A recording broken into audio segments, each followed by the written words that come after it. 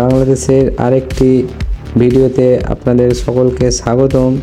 আজকের যাত্রা সেই বিখ্যাত ব্রিজ অর্থাৎ বাংলাদেশের সেই বিখ্যাত পদ্মা সেতুতে আমরা যাত্রা করব।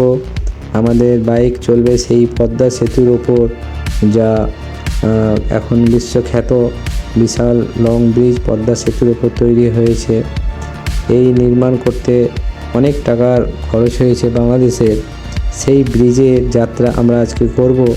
সামনে আর কিছুটা গিয়ে আমাদের পদ্মা সেতু ব্রিজ শুরু হবে। পদ্মা সেতুতে চলো আমরা আজকে দেখাবো তোমাদের বাংলাদেশের সেই পদ্মা সেতু, যা আমি ইন্ডিয়া থেকে এসে আজকে যাব। তো সামনে আমরা দেখতে পাচ্ছি পদ্মা সেতু টোল প্লাজা। এইখানে কিন্তু বাংলাদেশের এই রাস্তা দিয়ে চলতে বাংলাদেশ সরকার সমস্ত যানবাহনের ওপর টোল ট্যাক্স নেয়, সেটা বাইকের হোক বা 4 চাকা হোক বা যে কোনো গাড়ি। তো আমরা এখানে টোল ট্যাক্স দিয়ে সামনের দিকে যাব। তো চলো, আমরা চলে এসেছি সেই বিখ্যাত ব্রিজের ওপর, যেটা পদ্মা সেতু নামে খ্যাত। বাংলাদেশের সেই পদ্মা নদীর ওপর এই সেতু তৈরি হয়েছে, যা বিশ্বের বৃহত্তম সেতুর মধ্যে পড়ে। এই সেতু অনেক দীর্ঘ, তার কারণ এই পদ্মাটা বিশাল বড়।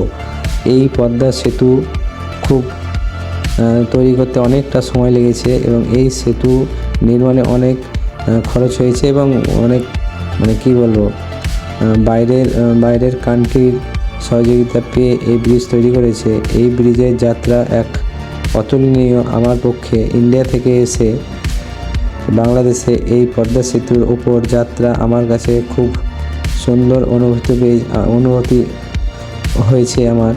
তার কারণ হচ্ছে, দেখো কি বলবো, ইন্ডিয়া থেকে এসে বাংলাদেশে প্রথমে পাহাড়, সমুদ্র, তারপর এই পদ্মা সেতুর রাইড, এক আলাদাই অনুভূতি, যা বোঝাতে পারবো না তোমাদের। এই দৃশ্য আমার কাছে চিরস্মরণীয় হয়ে থাকবে। পদ্মা সেতুর ওপর বাইক রাইড করেছি, বাংলাদেশের পাহাড়ে রাইড করেছি, বাংলাদেশের সমুদ্রে রাইড করলাম। এক সুন্দর ট্রিপ আমার কাছে বলতেই পারো। যা সম্ভব হয়েছে সেই একটাই দাদার জন্য।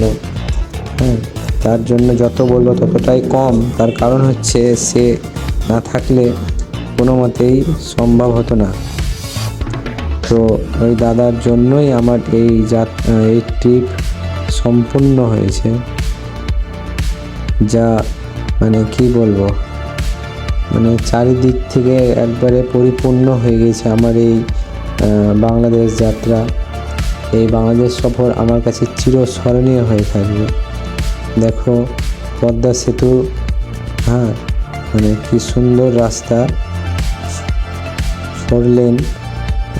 তো মাঝের মধ্যে কিছুটা জায়গা যখন কাজ চলে তখন হয়তো করে দেয়, তবে পুরো রাস্তাটাই এখন খোলা, সবাই যাতায়াত করে।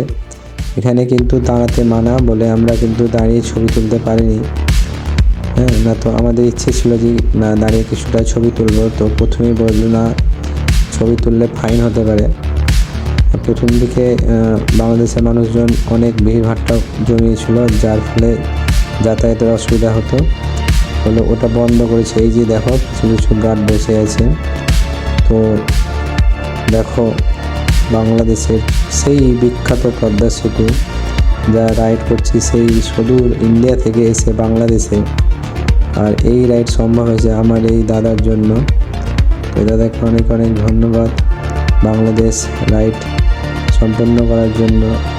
তো তোমাদের সবাইকে টাটা বাই বাই জানিয়ে আমার এই সফরের ভিডিও